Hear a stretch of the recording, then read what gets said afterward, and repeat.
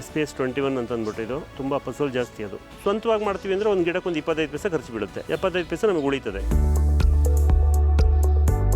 ಪ್ರತಿಯೊಬ್ಬರ ಮನೇಲಿ ಉಪಯೋಗಿಸಿರೋದ್ರಿಂದ ಯಾವ ತಲೆನೂ ಇಲ್ಲ. ಇದರಲ್ಲಿ ನಮಗೆ ಮಾರ್ಕೆಟಲ್ಲಿ ಯಾವುದೇ ರೀತಿ ಸಮಸ್ಯೆ ಇಲ್ಲ ಸರ್. ಇದರಿಂದ ನಮಗೆ ಇವಾಗಂತೂ ಉತ್ತಮ ಬೆಲೆ ಇದೆ. ಹೋಲ್ಸೇಲ್ kg 30 ರೂಪಾಯಿಗೆ ತೊಗೊಂಡೋಗ್ತಾ ಇದ್ದಾರೆ ಇಲ್ಲಿ. ನಮಗೆ ಇವತ್ತಿನ ರೇಟ್ ಸಿಕ್ಕಿದ್ರು ಒಂದು 8 ಟನ್ ಲೆಕ್ಕ ಹಾಕಿದ್ರು ಒಂದು 2.5 ಲಕ್ಷ ರೂಪಾಯಿ ಸಿಗುತ್ತೆ ಸರ್. ನೀಟಾಗಿ ಕಾಯಿ ಬಂದರೆ 10 ಟನ್ವರೆಗೂ ತಗೊಂಡೋರಿದ್ದಾರೆ. ಮಿನಿಮಮ್ ಒಂದು 1.5 ಲಕ್ಷ ರೂಪಾಯಿ ಸಿಕ್ಕೇ ಸಿಗುತ್ತೆ ಒಂದು ಎಕರೆಗೆ. ಅದರಲ್ಲೇನು ಚಿಂತೆ ಇಲ್ಲ ನಮಗೆ.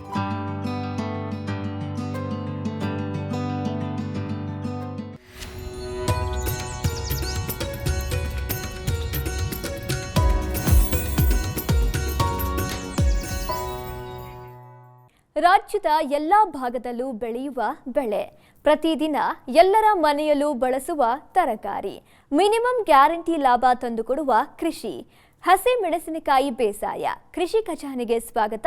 ನಾನು ಶ್ವೇತಾ.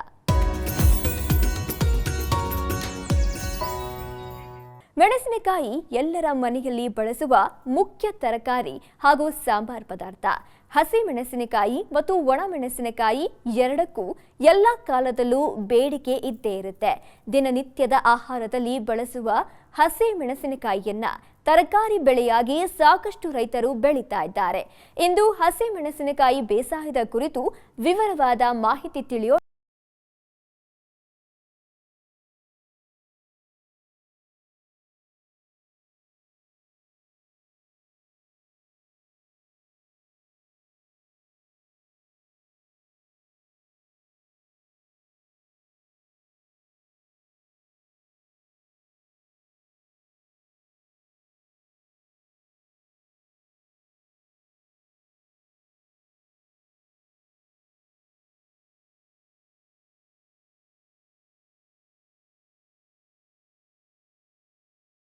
ಸಾವಿರ ಟನ್ ಮೆಣಸಿನಕಾಯಿ ಉತ್ಪಾದನೆಯಾಗಿತ್ತು.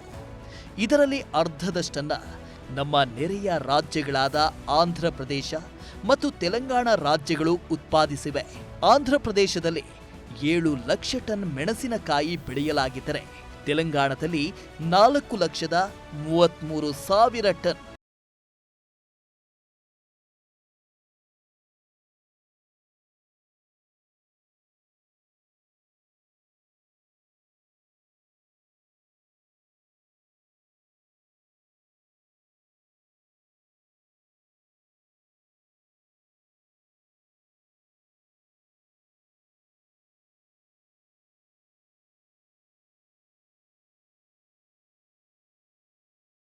ಕೋಲಾರ, ಬಳ್ಳಾರಿ ಮತ್ತು ರಾಯಚೂರಿನಲ್ಲಿ ಹೆಚ್ಚಿನ ಪ್ರಮಾಣದಲ್ಲಿ ಮೆಣಸಿನಕಾಯಿಯನ್ನ ಬೆಳೆಸಲಾಗುತ್ತೆ.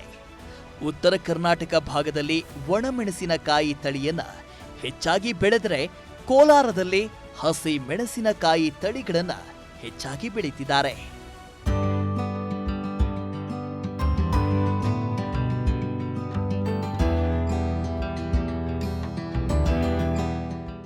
ಮೆಣಸಿನಕಾಯಿಯಲ್ಲಿ ಹಲವು ತಳಿಗಳಿವೆ. ಅವುಗಳನ್ನ ಮುಖ್ಯವಾಗಿ ಒಣಮೆಣಸಿನಕಾಯಿ ತಳಿಗಳು, ಹಸಿ ಮೆಣಸಿನಕಾಯಿ ತಳಿಗಳು, ಸುಧಾರಿತ ಮತ್ತು ಹೈಬ್ರಿಡ್ ತಳಿಗಳು ಎಂದು ವಿಂಗಡಿಸಬಹುದು. ಮೆಣಸಿನಕಾಯಿಯಲ್ಲಿರುವ ತಳಿಗಳನ್ನ ನೋಡೋದಾದ್ರೆ, ಒಣಮೆಣಸಿನಕಾಯಿ ತಳಿಗಳು ಬ್ಯಾಡಗಿ ಕಡ್ಡಿ, ಬ್ಯಾಡಗಿ ಡಬ್ಬಿ, ಕೊಳ್ಳೇಗಾಲ, ಗೌರಿಬಿದನೂರು, ಚಿಕ್ಕಬಳ್ಳಾಪುರ, ಸಂಕೇಶ್ವರ. ಹಸಿಮೆಣಸಿನಕಾಯಿ ತಳಿಗಳು ಸುಧಾರಿತ ತಳಿಗಳು ಅರ್ಕಾ ಲೋಹಿತ್, ಅರ್ಕಾ ಸುಫರ್, ಭಾಗ್ಯಲಕ್ಷ್ಮಿ, ಸಮೃದ್ಧಿ, KDC 1, GPC 82. ಹೈಬ್ರಿಡ್ ತಳಿಗಳು ಪೂಸಾ ಜ್ವಾಲ, ಅರ್ಕಾ ಮೇಘನಾ, ಅರ್ಕಾ ಶ್ವೇತಾ, ಅರ್ಕಾ ಹರಿತ, ಅರ್ಕಾ ಖ್ಯಾತಿ. ಇವುಗಳ ಜತೆಯಲ್ಲೇ ಖಾಸಗಿ ಕಂಪನಿಗಳ ಸಾಕಷ್ಟು ತಳಿಗಳು ಜನಪ್ರಿಯವಾಗಿದ್ದು, ರೈತರು ತಮ್ಮ ಪ್ರದೇಶದಲ್ಲಿ ಹೆಚ್ಚು ಪ್ರಚಲಿತದಲ್ಲಿರುವ ಮತ್ತು ಹೆಚ್ಚು ಇಳುವರಿ ಕೊಡುವ ತಳಿಗಳನ್ನ ಆಯ್ಕೆ ಮಾಡಿಕೊಂಡು ಬೆಳೆಯುತ್ತಿದ್ದಾರೆ. ಕೊಡಗು ಜಿಲ್ಲೆಯ ಕುಶಾಲನಗರ ತಾಲೂಕಿನ ಅತ್ತೂರು ಗ್ರಾಮದ ರೈತ ಜಗದೀಶ್ ಅವರು 5 ವರ್ಷದಿಂದ ಹಸಿ ಮೆಣಸಿನಕಾಯಿ ಬೆಳೆಯುತ್ತಿದ್ದಾರೆ. ಕೊಡಗು ಭಾಗದಲ್ಲಿ ಭತ್ತ ಕಟಾವಾದ ಬಳಿಕ ಬೇಸಿಗೆ ಬೆಳೆಯಾಗಿ ಹಸಿ ಮೆಣಸಿನಕಾಯಿ ಮತ್ತು ಇತರೆ ತರಕಾರಿ ಬೆಳೆಗಳನ್ನ ಬೆಳೆಯುತ್ತಾರೆ. 1 ಎಕರೆಯಲ್ಲಿ ಹಸಿಮೆಣಸಿನಕಾಯಿ ಬೆಳೆದಿರುವ ರೈತ ಜಗದೀಶ್ ಅವರಿಗೆ 4 ಎಕರೆ ಜಮೀನಿದ್ದು 1 ಎಕರೆಯಲ್ಲಿ ಮೆಣಸಿನಕಾಯಿ ಬೆಳೆದಿದ್ದಾರೆ. ಉಳಿದ 3 ಎಕರೆಯಲ್ಲಿ ಕಾಫಿ ಮತ್ತು ಕಾಳು ಮೆಣಸು ಬೆಳೆಸಿದ್ದಾರೆ. ಇವರು ಈ ಬಾರಿ ಮುಂಗಾರಿಗೆ 1 ಎಕರೆಯಲ್ಲಿ ಶುಂಠಿ ಬೆಳೆಸಿದ್ದಾರೆ. ಆದರೆ ರೋಗ ಬಾಧೆ ಹೆಚ್ಚಿದ್ದರಿಂದ ಶುಂಠಿ ತೆಗೆದು ಹಸಿಮೆಣಸಿನಕಾಯಿ ಬೆಳೆಸಿದ್ದಾರೆ. ಖುಷ್ಕಿ ಬೆಳೆಯಾಗಿ ಬೆಳೆದರೆ ಮೇ ಜೂನ್ನಲ್ಲಿ ನಾಟಿ ಮಾಡಬೇಕು. ನೀರಾವರಿಯಲ್ಲಾದರೆ ಅಕ್ಟೋಬರ್ ನವೆಂಬರ್ ಹಾಗೂ ಜನವರಿ ಫೆಬ್ರವರಿಯಲ್ಲಿ ನಾಟಿ ಮಾಡಬಹುದು. ಜಗದೀಶ್ ಅವರು ಉತ್ತಮ ಇಳುವರಿ ನೀಡುವ ತಳಿಯನ್ನ ಹಿಂಗಾರಿನಲ್ಲಿ ನಾಟಿ ಮಾಡಿದ್ದು ಈಗ ಫಸಲು ಪಡೆಯುತ್ತಿದ್ದಾರೆ. ಪ್ರತಿ ಒಂದು 5 ವರ್ಷದಿಂದ ನಾನು ಬೆಳೀತಾ ಇದ್ದೀನಿ. ನಾನು ಇದನ್ನು ಉಪ ಬೆಳೆಯಾಗಿ ನಾನು ನಿರ್ವಹಿಸ್ತಾ ಇರೋಂಥದ್ದು ಇದು. ಇದರಿಂದ ನನಗೆ ಕುಟುಂಬ ನಿರ್ವಹಣೆಗೆ ಮತ್ತು ನನಗೆ ಸಾಮಾನ್ಯ ಹಿಂಗಾರು ನನಗೇನು ಅಂದರೆ ಬೇರೆ ರೀತಿ ಆದಾಯ ಇರಲ್ಲ. ನನಗೆ ಈ ಖರ್ಚನ್ನ ನಿರ್ವಹಿಸ್ಕೊಳ್ಳೋಕ್ಕೆ ನನಗೆ ಅನುಕೂಲ ಇದು. ನನಗೆ SPS 21 ಅಂತ ಅಂದ್ಬಿಟ್ಟು ಇದು SPS 21 ಅಂತಂದರೆ ಅದು ತುಂಬ ಫಸಲು ಜಾಸ್ತಿ. ಅದು ಇದನ್ನು ನಾವೇ ಬೀಜ ತೊಗೊಬಂದ್ಬಿಟ್ಟು ನಾವು ಟ್ರೇಗೆ ಹಾಕ್ಬಿಟ್ಟು ನಾವೇ ಅದನ್ನು ಸಸಿ ಮಡಿ ರೆಡಿ ಮಾಡ್ಕೊಳ್ತೀವಿ. ಆನಂತರ ಅದನ್ನ ಗಿಡಕ್ಕೆ ಸಸಿಗೆ 2 ತಿಂಗಳಾದ ನಂತರ ನಾನು ಭೂಮಿ ಹದ ಮಾಡಿರ್ತೀವಿ. ಭೂಮಿ ಉಳುಮೆ ಮಾಡಿ ಹದ ಮಾಡಿ ನೀಟಾಗಿ ಮಾಡಿಕೊಂಡು ಗಿಡಗಳನ್ನ ನಾಟಿ ಮಾಡ್ತೀವಿ. ಗಿಡ ನಾಟಿ ಮಾಡಬೇಕಾದ್ರೆ ಸಾಲಿಂದ ಸಾಲಿಗೆ 2.5 ಅಡಿ ಬೇಕು.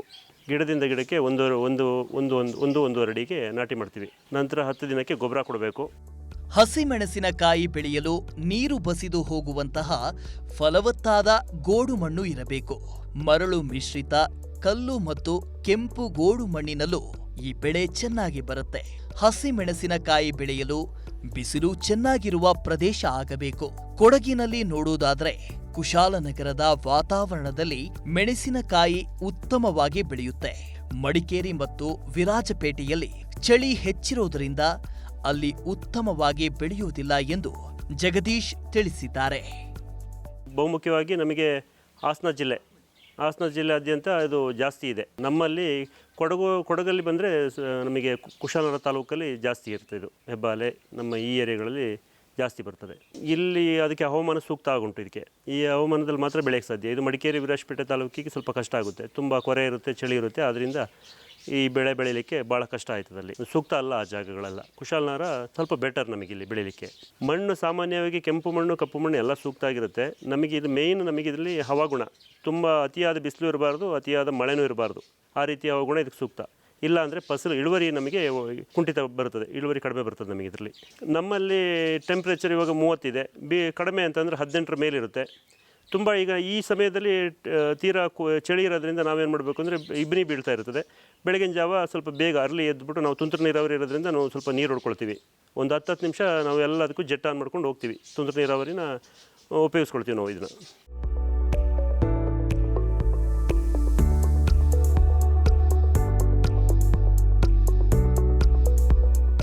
ಹಸಿಮೆಣಸಿನಕಾಯಿ ಬೆಳೆಯನ್ನ ಅಂತರ ಬೆಳೆಯಾಗಿ ಅಥವಾ ಏಕ ಬೆಳೆ ಪದ್ಧತಿಯಲ್ಲಿ ಬೆಳೆಸಿಕೊಳ್ಳಬಹುದು.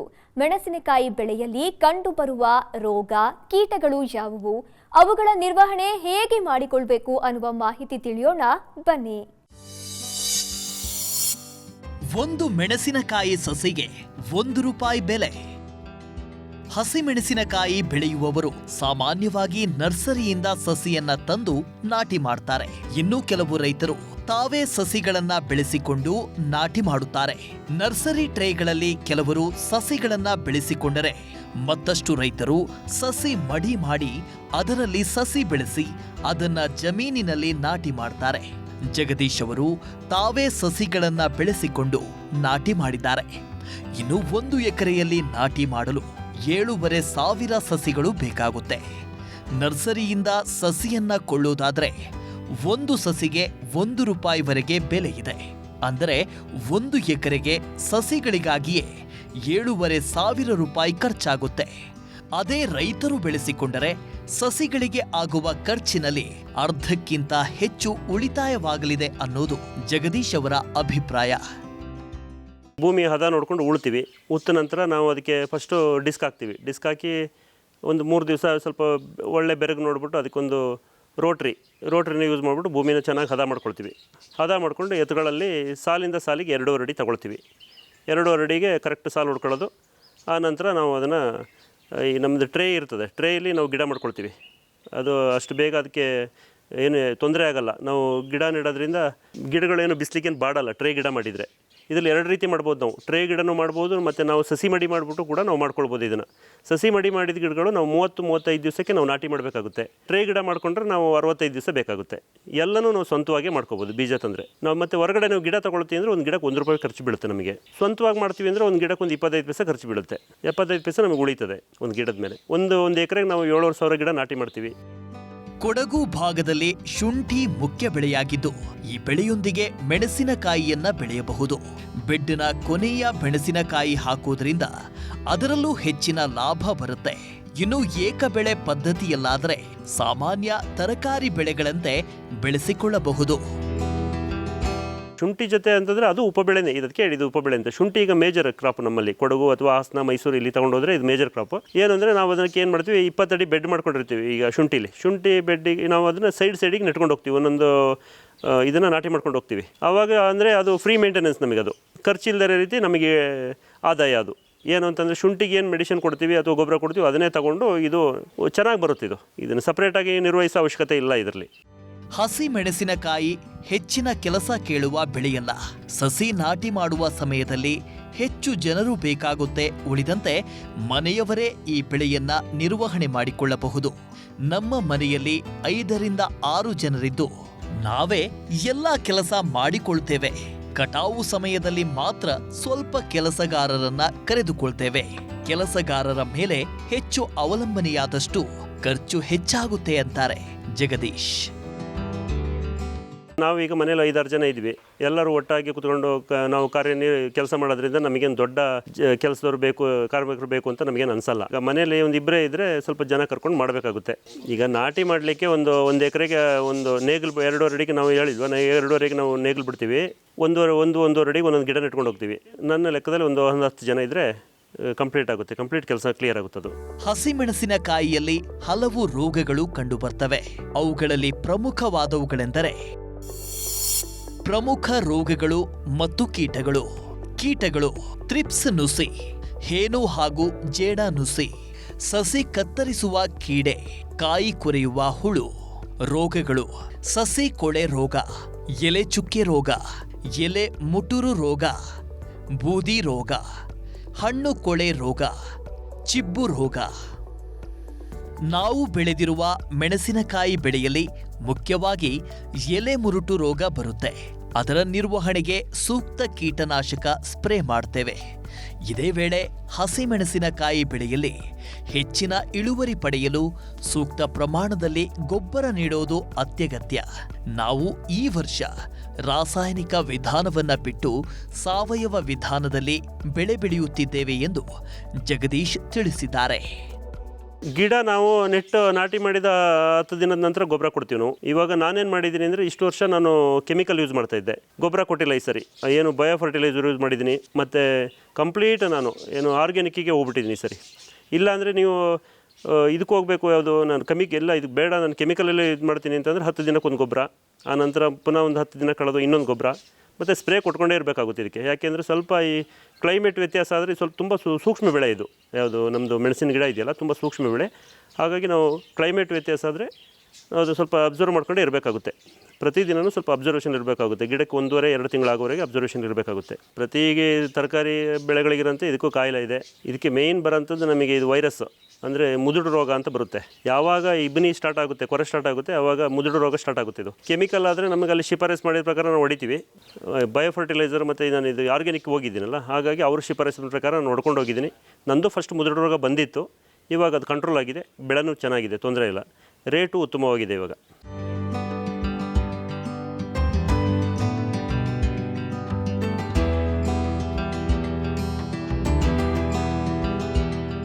ಹಸಿ ಮೆಣಸಿನಕಾಯಿ ಬೆಳೆಯಲ್ಲಿ ಎಷ್ಟು ಕಟಾವು ಮಾಡಬಹುದು, ಎಷ್ಟು ಇಳುವರಿ ಬರುತ್ತೆ, ಪ್ರತಿಯೊಂದು ಕಟಾವಿನ ಬಳಿಕ ಬೆಳೆಯ ನಿರ್ವಹಣೆ ಹೇಗೆ ಮಾಡಿಕೊಳ್ಬೇಕು ಅನ್ನೋದನ್ನ ನೋಡೋಣ ಬನ್ನಿ.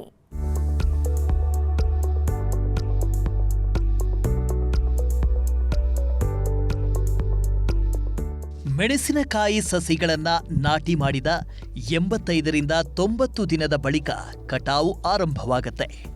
ಒಣಮೆಣಸಿನಕಾಯಿ ತಳಿಗಳಲ್ಲಿ ನಾಟಿ ಮಾಡಿದ 70ರಿಂದ 80ನೇ ದಿನದ ಬಳಿಕ ಕಾಯಿಗಳನ್ನು ಕಟಾವು ಮಾಡಿ ಒಣಗಿಸಬೇಕು.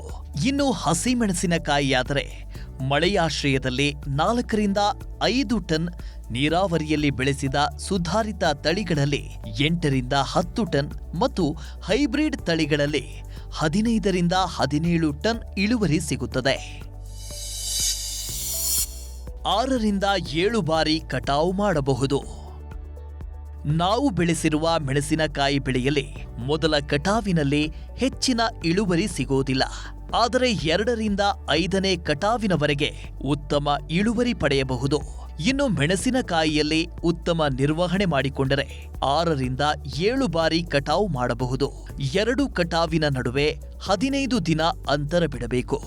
1 ಎಕರೆಯಲ್ಲಿ ಕನಿಷ್ಠ 8 ಟನ್ ವರೆಗೆ ಇಳುವರಿ ಸಿಗುತ್ತೆ. ಪ್ರತಿ ಕಟಾವಿನ ಬಳಿಕ 1 ಸ್ಪ್ರೇ ಮತ್ತು 1 ಗೊಬ್ಬರ ನೀಡಬೇಕು. ಆಗ ಮಾತ್ರ ಹೆಚ್ಚಿನ ಇಳುವರಿ ಪಡೆಯಲು ಸಾಧ್ಯವಿದೆ ಅಂತಾರೆ ರೈತ ಜಗದೀಶ್. ಗಿಡ ನಾಟಿ ಮಾಡಿದ ಒಂದು 85ರಿಂದ 90 ದಿವಸಕ್ಕೆ ಪ್ರಥಮ ಕೊಯ್ಲು ಕೊಯ್ಬೋದು. ಫಸ್ಟ್ ಕೊಯ್ಲಲ್ಲೇನು ದೊಡ್ಡ ಫಸಲಿರಲ್ಲ, ಸಾಧಾರಣಕ್ಕೆ ಬರುತ್ತದೆ. ಮತ್ತು 2ನೇ ಫಸಲಿಂದ ನಮಗೆ ಉತ್ತಮ ಇಳುವರಿ ನಿರೀಕ್ಷಿಸ್ಬೋದು ನಾವು. 2ನೇ ಫಸಲು 2ರಿಂದ 5ನೇ ಫಸಲವರೆಗೂ ಚೆನ್ನಾಗಿ ಫಸಲು ಸಿಗುತ್ತೆ ಸರ್. ಅಂದರೆ ಅಚ್ಚುಕಟ್ಟಾಗಿ ನಿರ್ವಹಣೆ ಮಾಡಬೇಕು ನಾವು. ಇದು ನಮಗೆ ಒಂದು 6ರಿಂದ 7 ಫಸಲವರೆಗೂ ಬರುತ್ತೆ. ನಾವು ನಿರ್ವಹಣೆ ಮಾಡಿದ ರೀತಿ ಇರುತ್ತೆ. ನಾವು ಅಚ್ಚುಕಟ್ಟಾಗಿ ನಿರ್ವಹಣೆ ಮಾಡ್ಕೊಬಂದರೆ ಉತ್ತಮ ಫಸಲನ್ನು ನಿರೀಕ್ಷಿಸೋಕ್ಕೆ ಸಾಧ್ಯ. ತುಂಬ ನೀಟಾಗಿ ಮಾಡಬೇಕಾಗುತ್ತೆ ಕೃಷಿ. ಯಾಕೆಂದರೆ ಸ್ವಲ್ಪ ಸೂಕ್ಷ್ಮ ಬೆಳೆ ಇದು. 7 ಫಸಲು ತೆಗಿಬೋದು. 7 ಫಸಲು, 1 ಫಸಲಿಂದ 1 ಫಸಲಿಗೆ ಅವಧಿ 15 ದಿವಸ ಬರುತ್ತೆ. ಆ 15 ದಿವಸದ ಅವಧಿಯಲ್ಲಿ ನಾವು ಪ್ರತಿ ಒಂದು ಸರಿನೂ 1 ಫಸಲು ತೆಗೆದ ನಂತರ 1 ಸ್ಪ್ರೇ ಕೊಡಬೇಕು, 1 ಗೊಬ್ಬರ ಕೊಡಬೇಕು. ಅಚ್ಚುಕಟ್ಟಾಗಿ ನಿರ್ವಹಣೆ ಮಾಡ್ಕೊಂಡು ಹೋಗಬೇಕು ಒಟ್ಟಲ್ಲಿ. ಹಂಗಿದ್ರೆ ನಾವು ಉತ್ತಮ ಇಳುವರಿ ನಿರೀಕ್ಷಿಸೋಕ್ಕೆ ಸಾಧ್ಯ. ಮೆಣಸಿನಕಾಯಿಯನ್ನ ಎಲ್ಲಾ ಮನೆಗಳಲ್ಲೂ ಪ್ರತಿನಿತ್ಯ ಬಳಸುತ್ತಾರೆ. ಹಾಗಾಗಿ ಈ ಬೆಳೆಯ ಮಾರುಕಟ್ಟೆಯ ಸಮಸ್ಯೆಯಂತೂ ಇಲ್ಲ. ಕಡಿಮೆ ಪ್ರಮಾಣದಲ್ಲಿ ಬೆಳೆದರೆ ಸ್ಥಳೀಯವಾಗೇ ಮಾರಾಟ ಮಾಡಬಹುದು. ಫಸಲು ಹೆಚ್ಚಿದರೆ ದೊಡ್ಡ ಮಾರ್ಕೆಟ್ಗೆ ಕೊಂಡೊಯ್ದು ಮಾರಾಟ ಮಾಡಬಹುದು. ಕೆಲವೊಮ್ಮೆ ವ್ಯಾಪಾರಿಗಳೇ ಇಲ್ಲಿಗೆ ಬಂದು ಮೆಣಸಿನಕಾಯಿ ಕೊಳ್ಳುತ್ತಾರೆ ಅಂತಾರೆ ಜಗದೀಶ್. ಸ್ವಲ್ಪ ಕಡಿಮೆ ಬೆಳೆ ಮಾಡಿದವರಿಗೆಲ್ಲ ನಮ್ಮ ಇಲ್ಲಿ ಲೋಕಲ್ ಮಾರ್ಕೆಟೇ ಈಸಿಯಾಗಿದೆ, ಏನು ತೊಂದರೆ ಇಲ್ಲ. ಇದು ಪ್ರತಿಯೊಬ್ಬರ ಮನೇಲಿ ಉಪಯೋಗಿಸಿರೋದ್ರಿಂದ ಯಾವ್ದು ತಲೆನೋವು ಇಲ್ಲ ಇದರಲ್ಲಿ. ಏನಂದರೆ ಎಲ್ಲ ಕಡೆನೂ ನಿಮಗೆ ನೀವು ಮಾರ್ಕೋಬೋದು. ನಿಮಗೆ ಮತ್ತು ಇನ್ನು ತುಂಬ ಬಲ್ಕಾಗಿ ನೀವು ಬೆಳೆದಿದ್ದೀರಿ ಅಂತಂದರೆ ನಿಮಗೆ ಅರಕಲಗೂಡು ತಾಲೂಕಿಂದ ಬೇಕಾದಷ್ಟು ಜನ ಬರ್ತಾರೆ, ಮಧ್ಯವರ್ತಿಗಳು ಬರ್ತಾರೆ. ಉತ್ತಮ ಬೆಲೆ ಕೊಟ್ಟು ಇಲ್ಲಿಂದನೇ ನಮಗೆ ರೆಡಿ ಪೇಮೆಂಟ್ ಕ್ಯಾಶ್ ಇಲ್ಲೇ ಕೊಟ್ಬಿಟ್ಟು ತೊಗೊಂಡೋಗ್ತಾರೆ ಅವರು. ಇಲ್ಲೇ ತೂಕ ಮಾಡಿ ಇಲ್ಲೇ ತೊಗೊಂಡೋಗ್ತಾರೆ ಅವರು. ನಮಗೇನು ಮಾರುಕಟ್ಟೆದು ಯಾವುದೇ ರೀತಿ ಸಮಸ್ಯೆ ಇಲ್ಲ ಸರ್ ಇದರಿಂದ ನಮಗೆ. ಸರ್ ನಮಗೇನು ಸಮಸ್ಯೆ ಇಲ್ಲ. ಯಾಕೆಂದರೆ ಈಗ ನಾವು ಮಾರಾಟ ಮಾಡಬೇಕಾದ್ರೆ ಒಂದೇ ಬೆಳೆ ಇಟ್ಕೊಂಡು ಮಾರಾಟ ಮಾಡೋಕ್ಕಾಗಲ್ಲ. ಬರೀ ಮೆಣಸು ಇಟ್ಕೊಂಡು ಮಾರಾಟ ಮಾಡಿದರೆ ಆಗದೇ ಇರೋ ಕೆಲಸ. ನಾವೆಲ್ಲನೂ ಈಗ ತರಕಾರಿ ಮಾಡೋನು ಎಲ್ಲ ಒಂದು 4 ರೀತಿ ತರಕಾರಿ ಇಟ್ಕೊಂಡು ಮಾರಾಟ ಮಾಡ್ತಾ ಇರ್ತಾನೆ. ನಾವು ಒಂದೇ ಬೆಳೆಯಾಗಿ ಮಾರಾಟ ಮಾಡೋಕ್ಕಾಗದೇ ಇರೋದ್ರಿಂದ ಏನು ಮಾಡ್ತೀವಿ ನಾವು, ಇಲ್ಲಿ ಯಾರು ಅಂಗಡಿ ಇಟ್ಕೊಂಡಿದ್ದಾರೆ ಅವರಿಗೆ ಕೊಡ್ತೀವಿ. ಯಾರು ಜಾಸ್ತಿ ರೇಟ್ ನಮಗೆ ಯಾರು ಜಾಸ್ತಿ ಬೆಲೆ ಕೊಡ್ತಾರೆ ಅವರಿಗೆ ನಾವು ಕೊಡ್ತೀವಿ. ಇವಾಗಂತೂ ಉತ್ತಮ ಬೆಲೆ ಇದೆ. ಹೋಲ್ಸೇಲ್ ಕೆಜಿ 30 ರೂಪಾಯಿಗೆ ತಗೊಂಡೋಗ್ತಾ ಇದ್ದಾರೆ ಇಲ್ಲಿ. 1 ಎಕರೆಗೆ 40ರಿಂದ 50 ಸಾವಿರ ಖರ್ಚು.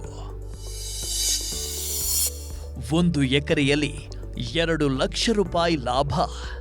ಮೆಣಸಿನಕಾಯಿ ಬೆಳೆಯಲು ತುಂತುರು ನೀರಾವರಿ ವ್ಯವಸ್ಥೆ ಮಾಡಿಕೊಂಡರೆ ಉತ್ತಮ.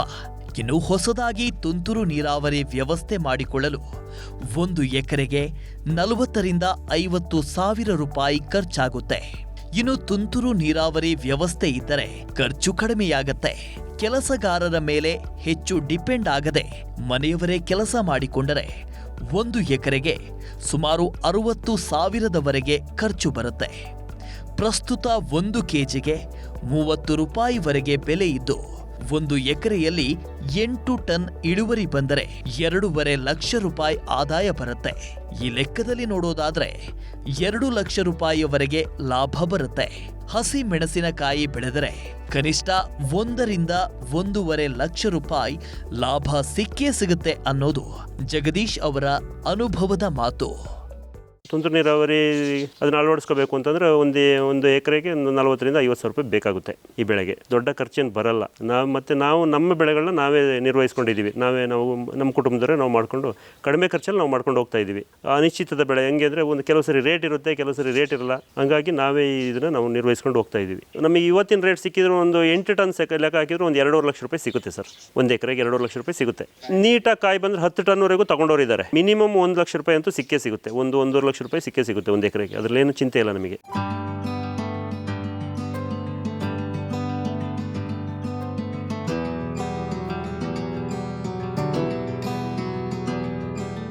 ರೈತ ಜಗದೀಶ್ ಅವರು ಹಸಿ ಮೆಣಸಿನಕಾಯಿ ಬೆಳೆದಿದ್ದು ಉತ್ತಮ ಇಳುವರಿ ಪಡಿತಾ ಇದ್ದಾರೆ.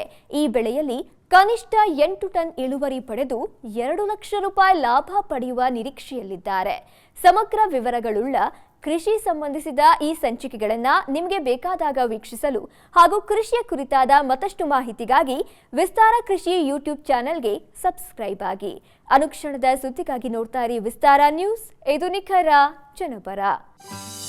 ನೀವು ವಿಶೇಷವಾದ ಬೆಳೆ ಬೆಳೆದಿದ್ರೆ, ತಂತ್ರಜ್ಞಾನ ಅಳವಡಿಸಿಕೊಂಡು ಕೃಷಿ ಮಾಡ್ತಾ ಇದ್ರೆ, ಮಾದರಿ ಕೃಷಿಕರಾಗಿದ್ರೆ ವಿಸ್ತಾರ ನ್ಯೂಸ್ ತಂಡವನ್ನು ಸಂಪರ್ಕಿಸಿ ನಿಮ್ಮ ಗೆಲುವಿನ ಗುಟ್ಟನ್ನು ನಮ್ಮ ಜೊತೆ ಹಂಚಿಕೊಳ್ಳಬಹುದು. ವಿಳಾಸ ವಿಸ್ತಾರ ನ್ಯೂಸ್, ನಂಬರ್ 1, 2 ಹಾಗೂ 4ನೇ ಮಹಡಿ, the new Indian express building, 2 ಹಾಗೂ 3ನೇ ಬ್ಲಾಕ್, ಕ್ವೀನ್ಸ್ ರಸ್ತೆ, ಬೆಂಗಳೂರು 560001. Phone number 9606942030. ಇಮೇಲ್ ವಿಳಾಸ program@vistaranews.com.